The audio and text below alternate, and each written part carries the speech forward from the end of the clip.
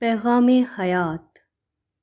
زندگی ایک امتحان ہے، یہ اس دنیا کی سب سے بڑی حقیقت ہے، اور اسی حقیقت کو سمجھنے میں ہماری تمام کامیابیوں کا راز چھپا ہوا ہے، خواہ وہ دنیا کی کامیابی ہو یا آخرت کی کامیابی۔ آخرت کے لحاظ سے اس کا مطلب یہ ہے کہ آدمی کو دنیا میں جو کچھ ملا ہوا ہے وہ بطور آزمائش ہے، نہ کہ بطور استحقاق۔ آدمی کو چاہیے کہ اس کو وہ اپنی ذاتی چیز نہ سمجھے بلکہ اس کو خدا کی چیز سمجھے۔ یہ چیزیں صرف اس وقت تک آدمی کے قبضے میں ہیں جب تک کہ اس کی مدت امتحان پوری نہ ہو۔ مدت پوری ہوتے ہی سب کچھ اس سے چھین لیا جائے گا۔ اس کے بعد آدمی کے پاس جو کچھ بچے گا وہ صرف اس کے اپنے اعمال ہوں گے، نہ کہ وہ ساز و سامان جن کے درمیان وہ آج اپنے آپ کو پاتا ہے۔ دنیا کے لحاظ سے اس کا مطلب یہ ہے کہ اس دنیا میں جس طرح ایک شخص کو آزادی حاصل ہے، اسی طرح یہاں دوسرے شخص کو بھی پوری آزادی حاصل ہے۔ اس صورتحال کی وجہ سے یہ دنیا اس چیز کا ایک میدان بن گئی ہے جس کو مقابلہ، کمپٹیشن کہا جاتا ہے۔ یہاں ہر آدمی آزاد ہے، اس لیے یہاں ہر ایک شخص اور دوسرے شخص یا ہر ایک قوم اور دوسری قوم کے درمیان کھلا مقابلہ جاری ہے۔ حقیقت یہ ہے کہ موجودہ دنیا میں ہر کامیابی دوسروں کے بالمقابل اپنے آپ کو کامیاب بنانے کا نام ہے۔ یہاں وہی شخص جیتتا ہے جو زندگی کی دوڑ میں دوسروں سے بازی لے جائے۔ یہاں اسی شخص کو ملتا ہے جو دوسروں سے آگے بڑھ کر لے لینے کا حوصلہ کر سکے۔ جن لوگوں کے پاس غیر اللہ کے سہارے ہوں وہ آخرت کی دنیا میں اپنے آپ کو بے قیمت پائیں گے۔ اسی طرح جو لوگ صرف تعصب اور امتیاز کی اصطلاحوں میں سوچنا جانتے ہوں وہ موجودہ دنیا میں بے جگہ ہو کر رہ جائیں گے۔ وہ مقابلے کی اس دنیا میں اپنے لیے کوئی حقیقی مقام حاصل نہیں کر سکتے۔ دینے کے بعد پانا۔ انگریزی کا مقولہ ہے کہ ہم دیتے ہیں تبھی ہم پاتے ہیں۔ In giving that we receive۔ اس کی ایک مثال اکتوبر 1986 میں برطانیہ کی ملکہ کا چین کا دورہ ہے۔ یہ چین کے لیے برطانیہ کے کسی شاہی فرد کا پہلا تاریخی دورہ تھا۔ چین اور برطانیہ 100 سال سے ایک دوسرے کے روایتی رقیب بنے ہوئے تھے۔ اس دورے سے برطانیہ کو یہ کامیابی حاصل ہوئی کہ چین کے ساتھ اس کا $1 بلین سے زیادہ سالانہ تجارت کا معاہدہ یقینی ہو گیا۔ پانے کا یہ معاملہ دینے کے بعد ہوا ہے۔ ٹائم میگزین 17 اکتوبر 1986 نے اس دورے کی رپورٹ دیتے ہوئے یہ بامعنی الفاظ لکھے ہیں۔ Her Majesty Queen Elizabeth II had long voiced a desire to visit the People's Republic of China, but as long as Britain ruled a piece of Chinese territory, the Crown Colony of Hong Kong, such a journey was impossible. The 1984 Sino-British Agreement returning Hong Kong to China in 1997 provided the price of admission. Mallika Elizabeth بہت عرصے سے اس خواہش کا اظہار کر رہی تھیں کہ وہ چین جانا چاہتی ہیں، مگر جب تک برطانیہ چین کے ایک حصے ہانگ کانگ کا حکمران تھا اس قسم کا سفر ناممکن بنا رہا۔ 1984 میں چین برطانیہ معاہدہ ہوا جس کے مطابق برطانیہ 1997 میں ہانگ کانگ کو واپس کر دے گا۔ اس معاہدے نے ملکہ برطانیہ کے چین میں داخلے کی قیمت ادا کر دی۔ برطانیہ نے ہانگ کانگ کے معاملے میں چین کے مطالبے کو مان لیا۔ اس کے بعد ہی یہ ممکن ہوا کہ اس کے لیے چین میں تجارت کا وسیع دروازہ کھلے۔ اگرچہ ہانگ کانگ کو دوبارہ چین کے حوالے کرنا ایک بے حد سخت معاملہ تھا۔ ٹائم میگزین کے الفاظ میں اس کا مطلب یہ تھا کہ برطانیہ کا ایک ہیرا اس کے تاج سے ہمیشہ کے لیے جدا ہو جائے۔ یہی موجودہ دنیا کا قانون ہے۔ یہاں دوسروں سے لینے کے لیے دوسروں کو دینا پڑتا ہے۔ جو لوگ دیے بغیر یک طرفہ طور پر دوسروں سے لینا چاہتے ہوں ان کے لیے موجودہ دنیا میں کچھ بھی پانا مقدر نہیں۔ تخلیقی اقلیت۔ آرنلڈ ٹوائنبی ایک انگریز مورخ ہے۔ 1954 میں اس نے اپنی مشہور کتاب تاریخ کا مطالعہ چھاپی، A Study of History۔ یہ کتاب 12 جلدوں پر مشتمل ہے اور اس میں 21 تہذیبوں کا فلسفیانہ مطالعہ کیا گیا ہے۔ اس کتاب میں ٹوائنبی نے دکھایا ہے کہ کسی قوم کا ابھرنا اس پر منحصر نہیں ہوتا کہ وہ کسی اعلیٰ نسل سے ہے یا زیادہ بہتر جغرافیائی حالات اسے حاصل ہو گئے ہیں، بلکہ اس کا انحصار کسی قوم کی اس صلاحیت پر ہے کہ پیش آمد چیلنج کا جواب وہ کس طرح دیتی ہے۔ تاریخ بتاتی ہے کہ اس دنیا میں ہمیشہ وہ قومیں ابھرتی ہیں جو خصوصی مشکلات پیدا ہونے کے وقت خصوصی جدوجہد کر سکیں۔ تہذیبوں کے ابھرنے کے بارے میں ٹوائنبی کی توجیحات اس نظریے پر قائم ہیں کہ جو چیز لوگوں کو تہذیبی کامیابی حاصل کرنے کے قابل بناتی ہے وہ مشکل حالات ہیں، نہ کہ آسان حالات۔ The need of a civilization was not the result of such factors as superior racial qualities or geographical environment, but rather as a people's response to a challenge in a situation of special difficulty that rouses them to make an unprecedented effort. Difficult rather than easy conditions prompted men to cultural achievement. ٹوائنبی کا کہنا ہے کہ تہذیب ہمیشہ کوئی تخلیقی اقلیت پیدا کرتی ہے، کریٹو مائنورٹی۔ یہ دراصل چیلنج کا جواب دینے کا عمل ہے، چیلنج رسپانس میکینزم، جو کسی قوم کو ابھارتا ہے اور اس کو دنیا کا امام بناتا ہے۔ بالفاظ دیگر اس دنیا میں محروم ہونا کوئی ناپسندیدہ بات نہیں، کیونکہ محرومی آدمی کے اندر پانے کا جذبہ ابھارتی ہے اور اس طرح اس کو زیادہ باعمل بنا کر اس کے لیے زیادہ بڑی کامیابی کا امکان پیدا کر دیتی ہے۔ مشکل حالات میں گھری ہوئی ایک قوم اگر رد عمل کی نفسیات میں مبتلا ہو تو وہ اپنے حالات سے صرف فریاد و احتجاج کی غذا لے گی، اور اگر وہ حالات سے اوپر اٹھ کر مثبت طور پر سوچے تو اس کو نظر آئے گا کہ اس کے مشکل حالات اس کو نئی شاندار تر کامیابی کا زینہ فراہم کر رہے ہیں۔ معلومات نہیں، ذہنی رجحان۔ نوبیل انعام کا حصول سائنس کی دنیا میں اعلیٰ ترین کارکردگی کا ایک مسلمہ معیار سمجھا جاتا ہے۔ یہ انعام کسی کو کیسے حاصل ہوتا ہے؟ کیمسٹری کے نوبیل انعام یافتہ H.A. کریبس نے اس کا مطالعہ کیا ہے۔ ان کا کہنا ہے کہ اعلیٰ سائنسدان بننے کے لیے اعلیٰ ساز و سامان والی لیبارٹریوں اور جدید ترین لٹریچر پر مشتمل لائبریریوں سے کہیں زیادہ ضروری بات یہ ہے کہ کچھ مدت کے لیے کسی بڑی سائنسی شخصیت کی صحبت اور رفاقت میسر آ جائے۔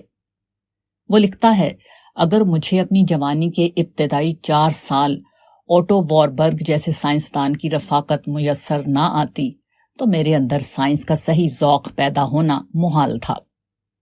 کریبس مختلف بڑے سائنسدانوں کے اقوال پیش کرتے ہوئے بتاتا ہے کہ اعلیٰ سائنسدانوں کی صحبت جو سب سے بڑی چیز کسی کو دیتی ہے وہ سائنسی حقائق اور سائنسی طریقوں کے بارے میں معلومات کا انبار نہیں ہے۔ یہ دونوں چیزیں تو ہر جگہ سے حاصل کی جا سکتی ہیں۔ جو بات حقیقی فرق پیدا کرتی ہے وہ دراصل فیضان نظر ہے جسے استاد اپنے شاگرد میں منتقل کرتا ہے۔ یہی فیضان نظر جس کو وہ عمومی سائنسی روح یعنی جنرل سائنٹیفک اسپرٹ کا نام دیتا ہے، کسی شخص کو سچا اسکالر بناتا ہے۔ وہ لکھتا ہے، سب سے بڑی بات تو یہ ہے کہ ایک عظیم استاد یا سائنسدان اپنے شاگرد کے ذہن میں حقائق کے بارے میں معلومات سے کہیں زیادہ ایک ذہنی رویہ منتقل کرتا ہے۔ اس ذہنی رویے میں 2 باتیں بالخصوص بہت اہم ہیں، ایک عجز اور دوسرا شوق۔ عجز اور شوق 2 سب سے بڑے زینے ہیں جن سے گزر کر آدمی اونچی ترقی کی منزل تک پہنچتا ہے۔ شوق آدمی کو اکساتا ہے کہ وہ کہیں رکے بغیر اپنا سفر جاری رکھے۔ شوق آدمی کے اندر تجسس کا جذبہ ابھارتا ہے جس کی وجہ سے وہ چیزوں کی حقیقت جاننے کی کرید میں رہتا ہے۔ تاہم جستجو کا شوق ہی کافی نہیں، اسی کے ساتھ عجز بھی انتہائی طور پر ضروری ہے۔ عجز کا مطلب ہے اپنے آپ کو حقیقت اعلیٰ سے کم سمجھنا۔ ایسا آدمی غلطی معلوم ہوتے ہی فوراً اس کا اعتراف کر لیتا ہے۔ وہ کسی بات کو ماننے سے کبھی اس لیے نہیں رکتا کہ اس کی وجہ سے اس کا وقار کم ہو جائے گا۔ وہ حق کو سب سے زیادہ اہمیت دیتا ہے، نہ کہ کسی اور چیز کو۔ ایک کے بعد دوسرا۔ مسافر اسٹیشن پر پہنچا تو معلوم ہوا کہ اس کی ٹرین جا چکی ہے۔ اس کی گھڑی صحیح نہ تھی، اس لیے وہ 10 منٹ لیٹ ہو گیا۔ اتنی دیر میں ٹرین آ کر چلی گئی۔ بابو جی فکر نہ کیجیے، کلی نے کہا، 2 گھنٹے بعد ایک اور گاڑی آ رہی ہے، آپ اس سے چلے جائیں۔ اتنی دیر پلیٹ فارم پر آرام کر لیجیے۔ مسافر نے کلی کا مشورہ مان لیا اور 2 گھنٹے انتظار کے بعد اگلی ٹرین پر سوار ہو کر اپنی منزل کی طرف روانہ ہو گیا۔ ہر مسافر جانتا ہے کہ ایک ٹرین چھوٹ جائے تو جلد ہی دوسری ٹرین مل جاتی ہے جس سے وہ اپنا سفر جاری رکھ سکے۔ یہ پلیٹ فارم کا سبق ہے، مگر اکثر لوگ اس معلوم سبق کو اس وقت بھول جاتے ہیں جبکہ زندگی کی دوڑ میں ایک موقع ان کے ہاتھ سے نکل گیا ہو۔ پہلی بار ناکامی سے دوچار ہونے کے بعد وہ مایوس ہو جاتے ہیں یا احتجاج و فریاد کے مشغلے میں لگ جاتے ہیں، حالانکہ صحیح بات یہ ہے کہ وہ اپنے مقصد کے لیے نیا منصوبہ بنائیں، وہ اگلی ٹرین سے چل کر اپنی منزل پر پہنچ جائیں۔ ایک شخص جس سے آپ کی مخالفت ہو گئی اور ٹکراؤ کا طریقہ جس کو درست کرنے میں ناکام ثابت ہوا ہو، آپ اس کے بارے میں اپنا رویہ بدل دیجئے، اس کو نرمی کے طریقے سے متاثر کرنے کی کوشش کیجئے۔ عین ممکن ہے کہ پرانے طریقے نے جس کو آپ کا دشمن بنا رکھا تھا، نئے طریقے کے بعد وہ آپ کا کارآمد دوست ثابت ہو۔ آپ کہیں ملازم ہیں اور وہاں آپ کی ملازمت ختم کر دی جاتی ہے، آپ اس کے پیچھے نہ پڑیے بلکہ دوسرے کسی میدان میں اپنے لیے ذریعہ معاش تلاش کرنے کی کوشش کیجیے۔ ہو سکتا ہے کہ نیا کام آپ کے لیے پہلے سے زیادہ نفع بخش ثابت ہو۔ کوئی آپ کا حق نہیں دیتا، اس سے آپ کی لڑائی شروع ہو جاتی ہے۔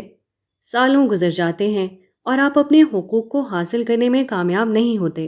آپ اس کا خیال چھوڑ دیجئے اور اپنی محنت پر بھروسہ کیجئے۔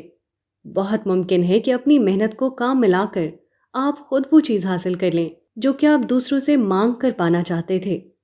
زندگی کے بیشتر مسائل تنگ نظری کی وجہ سے پیدا ہوتے ہیں۔ اگر آدمی اپنے ذہن میں وسعت پیدا کر لے تو اس کو معلوم ہوگا کہ یہاں سفر کے لیے ایک سے زیادہ گاڑیاں موجود ہیں۔ جو چیز وہ مقابلہ آرائی کے ذریعے حاصل نہ کر سکا، اس کو وہ باہمی جوڑ کے ذریعے حاصل کر سکتا تھا۔ جہاں حقوق طلبی کا طریقہ مقصد تک پہنچانے میں ناکام رہا، وہاں وہ محنت کا طریقہ اختیار کر کے اپنی منزل تک پہنچ سکتا تھا۔ جن لوگوں کی باتوں پر مشتعل ہو کر ان پر قابو نہ پا سکا، وہ ان کی باتوں پر صبر کر کے انہیں جیت سکتا تھا۔ ایک تجارتی راز۔ محلے میں کئی مسلم ہوٹلز ہیں۔ میں 10 سال سے ان کو دیکھ رہا ہوں، مگر ان میں صرف ایک ہوٹل ایسا ہے جو اس مدت میں مسلسل ترقی کرتا رہا ہے۔ باقی تمام ہوٹل جہاں 10 سال پہلے تھے وہیں آج بھی پڑے ہوئے ہیں۔ ترقی کرنے والے ہوٹل کے مالک سے میں نے ایک روز پوچھا کہ آپ کی ترقی کا راز کیا ہے؟ انہوں نے جواب دیا، بالکل سادہ۔ جو چیز دوسرے ہوٹل والے کلوز میں خریدتے ہیں اس کو ہم بوروں میں خریدتے ہیں۔ ہر خریداری کے وقت ہم پورے بازار کو دیکھتے ہیں اور جو چیز جہاں کفایت سے ملتی ہے اس کو وہاں سے لیتے ہیں۔ زیادہ مقدار اور نقد خریداری کی وجہ سے چیز ہم کو اور بھی سستی پڑ جاتی ہے۔ اس کے بعد انہوں نے ہنس کر کہا، گاہک سے نہیں کمایا جاتا، بازار سے کمایا جاتا ہے۔ عام طور پر دکانداروں کا یہ حال ہے کہ جو گاہک سامنے آ جائے بس اس کی جیب سے زیادہ پیسے نکال لینے کو دکانداری سمجھتے ہیں۔ یہ دکانداری نہیں، لوٹ ہے، اور جس دکاندار کے بارے میں مشہور ہو جائے کہ وہ لوٹتا ہے، اس کے یہاں کون خریداری کے لیے جائے گا؟ یہی وجہ ہے کہ اس قسم کے دکاندار زیادہ ترقی نہیں کر پاتے۔ دکانداری کا زیادہ اعلیٰ طریقہ یہ ہے کہ مال کی خریداری کے وقت آپ کوشش کریں کہ آپ کو کم قیمت میں مال ملے تاکہ عام نرخ سے گاہک کو دینے کے بعد بھی آپ کو زیادہ فائدہ حاصل ہو۔ یہ اصول ہر قسم کے کاروبار کے لیے صحیح ہے۔ ہر کاروبار میں ایسا ہوتا ہے کہ دکاندار اپنے گاہک کے ہاتھ جو چیز بیچتا ہے اس کو وہ خود کہیں سے خرید کر لاتا ہے۔ یہ خریداری خواہ ایک مرحلے میں ہو یا کئی مرحلوں میں، اس کی ہمیشہ کئی صورتیں ہیں۔ اکثر دکاندار مشقت اور دوڑ بھاگ سے بچنے کے لیے کسی آسان یا قریبی ذریعے سے اپنی ضرورت کا سامان حاصل کر لیتے ہیں، لیکن اگر دوڑ بھاگ کی جائے اور محنت سے کام لیا جائے تو وہی چیز نسبتاً کم قیمت میں حاصل کی جا سکتی ہے جس کو دوسرا شخص محنت سے بچنے کی خاطر زیادہ قیمت میں حاصل کر رہا ہے۔ عام دکاندار ہمیشہ اپنی محنت کی کمی کو گاہک کی جیب سے زیادہ وصول کر کے پورا کرنا چاہتے ہیں، مگر اس قسم کی تجارت کبھی آدمی کو بڑی ترقی تک نہیں پہنچاتی۔ بہترین تجارتی گر یہ ہے کہ گاہک کو ممکن حد تک مناسب نرخ پر چیزیں فراہم کی جائیں اور گاہک کے ہاتھ تک پہنچنے سے پہلے کا جو مرحلہ ہے اس میں زیادہ سے زیادہ کمانے کی کوشش کی جائے۔ زیادہ کمائی بازار سے کی جائے نہ کہ گاہک سے۔ برتر کامیابی۔ موجودہ دنیا میں اعلیٰ درجے کا کام انجام دینے والا سپر اچیور بننے کے لیے کسی طلسماتی صلاحیت کی ضرورت نہیں۔ ایک اوسط درجے کا آدمی بھی انتہائی اعلیٰ درجے کی کارکردگی کا ثبوت دے سکتا ہے۔ ضرورت صرف یہ ہے کہ آدمی زندگی کی سادہ حقیقتوں کو جانے اور ان کو استعمال کرے۔ ایک امریکی مصنف نے باقاعدہ طور پر اس کی تحقیق کی۔ اس کا کہنا ہے کہ تجارت، سیاست، سپورٹ اور آرٹ کے میدان میں اس نے 90 ممتاز افراد سے رابطہ قائم کیا۔ ان کی اکثریت نے ناکامی کو غلط آغاز کا نتیجہ قرار دیا۔ مایوسیاں ان کے لیے زیادہ طاقتور ارادے کا سبب بن گئیں۔ حالات خواہ کتنے ہی خراب ہوں، اعلیٰ درجے کا کام انجام دینے والے ہمیشہ محسوس کرتے ہیں کہ یہاں کچھ نئے گوشے ہیں جن کو وہ دریافت کر سکتے ہیں۔ ان کے پاس ہمیشہ کوئی نیا تصور ہوتا ہے جس کا وہ دوبارہ تجربہ کریں۔ In a study of 90 leaders in business, politics, sports, and arts, many spoke of false starts but never of failure, disappointments but greater resolve. No matter how rough things get, superachievers always feel there are other avenues they can explore. They always have another idea to test. اگر آپ ناکامی سے دوچار ہوں اور اس ناکامی کا ذمہ دار دوسروں کو قرار دیں تو آپ کے اندر عمل کا جذبہ ٹھنڈا پڑ جائے گا۔ آپ صرف دوسروں کے خلاف احتجاج اور شکایت میں مشغول رہیں گے اور خود کچھ نہ کر سکیں گے۔ لیکن اگر آپ اپنی ناکامی کو خود اپنی غلط کارکردگی کا نتیجہ سمجھیں تو آپ کا ذہن نئی، زیادہ بہتر تدبیر سوچنے میں لگ جائے گا۔ آپ سست پڑنے کے بجائے پہلے سے زیادہ متحرک ہو جائیں گے۔ آپ اثر نو جد و جہد کر کے ہاری ہوئی بازی کو دوبارہ شاندار شکل میں جیتنے میں کامیاب ہو جائیں گے۔ ناکامی کی ذمہ داری خود قبول کیجیے۔ ایک تدبیر کارگر نہ ہو رہی ہو تو دوسری تدبیر کا تجربہ کیجیے۔ آپ یقیناً اعلیٰ کامیابی تک پہنچ جائیں گے۔ شکایت۔ شکایت ایسی چیز ہے جس کی کوئی حد نہیں۔ نہ صرف عام انسان بلکہ پیغمبروں کے بارے میں بھی بڑی بڑی شکایتیں پیدا ہو سکتی ہیں۔ حتیٰ کہ نعوذ باللہ خود خدا بھی شکایتوں سے مستثنی نہیں۔ بے شمار لوگ ہیں جو اپنی مصیبتوں کے لیے خدا کی شکایت کرتے رہتے ہیں۔ فلسفے میں ایک مستقل بحث ہے جس کو بگاڑ کا مسئلہ یعنی پرابلم آف ایول کہا جاتا ہے۔ اس کے دعوے دار کہتے ہیں کہ یا تو خدا کا وجود نہیں ہے، اور اگر خدا ہے تو وہ کامل معیار والا نہیں۔ خدا اگر کامل معیار والا ہوتا تو دنیا میں بگاڑ کیوں ہوتا؟ شکایت کبھی واقعہ ہوتی ہے اور کبھی محض شکایت کرنے والے شخص کے اپنے ذہن کا نتیجہ۔ یہی وجہ ہے کہ قرآن میں یہ حکم دیا گیا ہے کہ جب تم کسی کے خلاف کوئی بات سنو تو اس کی تحقیق کرو۔ سورۃ الحجرات۔ تحقیق سے معلوم ہو جائے گا کہ وہ بات صحیح تھی یا صحیح نہیں تھی۔ شکایت کی بہت سی قسمیں ہیں۔ ان میں سب سے بری قسم وہ ہے جو احساس کمتری کے نتیجے میں پیدا ہوتی ہے۔ ایک شخص اپنے کو بطور خود بڑا سمجھ لیتا ہے۔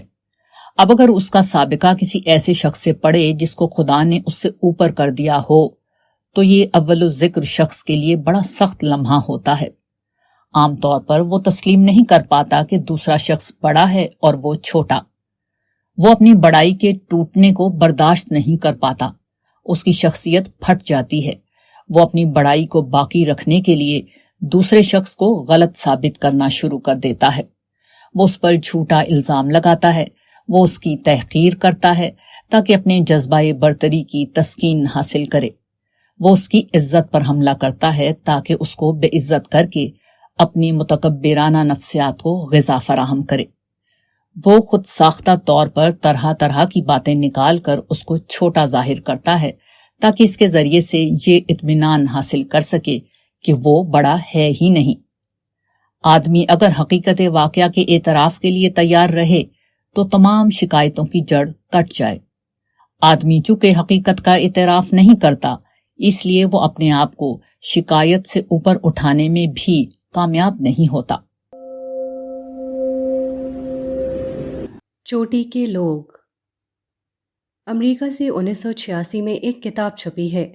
اس کتاب کا نام چوٹی کے عمل کرنے والے پیک پرفارمرز ہے۔ اس کتاب میں جدید امریکہ کے ان لوگوں کا مطالعہ کیا گیا ہے جنہوں نے زندگی کے میدان میں ہیروانہ کردار ادا کیا۔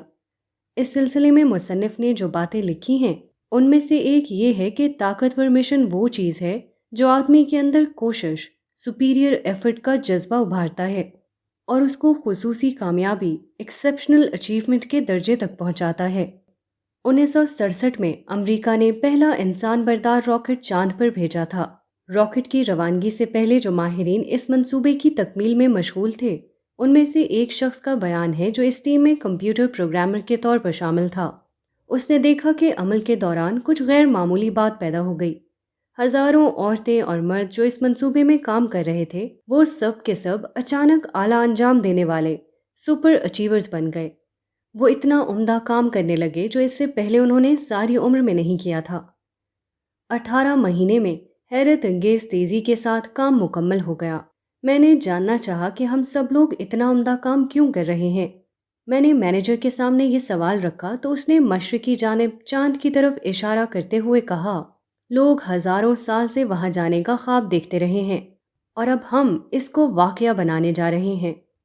People have been dreaming about going there for thousands of years and we are going to do it۔ یہ ایک حقیقت ہے کہ انسان کو سب سے زیادہ جو چیز متحرک کرتی ہے وہ یہ کہ اس کے سامنے کوئی بڑا مقصد آ جائے۔ بڑا مقصد آدمی کی اندرونی صلاحیتوں کو جگا دیتا ہے۔ وہ آدمی کو ہر قسم کی قربانی پر آمادہ کرتا ہے۔ وہ ایک عام آدمی کو چوٹی کا آدمی بنا دیتا ہے۔